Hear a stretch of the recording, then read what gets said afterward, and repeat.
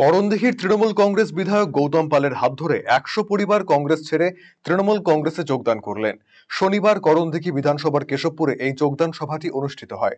বিধায়ক গৌতম পাল জানিয়েছেন, লাহুতাড়া ১ নম্বর গ্রাম পঞ্চায়েতের কেশবপুর সংসদের সদস্য হিসেবে রয়েছেন আনন্দ সিংহ। গত পঞ্চায়েত নির্বাচনে তৃণমূল কংগ্রেস আনন্দ সিংহের বিরুদ্ধে কংগ্রেস প্রার্থী হিসেবে প্রতিদ্বন্দ্বিতা করেন রাজকুমার সিংহ। রাজকুমার বাবু ও তার সাথে ১০০ পরিবার এদিন তৃণমূল কংগ্রেসে যোগদান করলেন। মমতা বন্দ্যোপাধ্যায়ের আদর্শে অনুপ্রাণিত হয়ে উন্নয়নের জন্য তাদের এই দলবদল।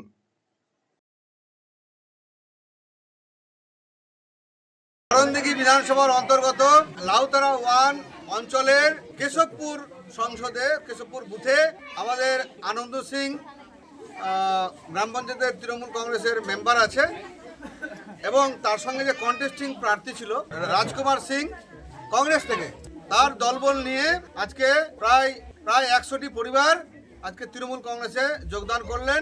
আমরা তাকে সাদরে গ্রহণ করলাম এবং সবাইকে নিয়ে একসঙ্গে মিলেমিশে বুথ কমিটি তৈরি হবে এবং এলাকার উন্নয়নের কাজ হবে, সবাই মিলে শপথ গ্রহণ করা হবে।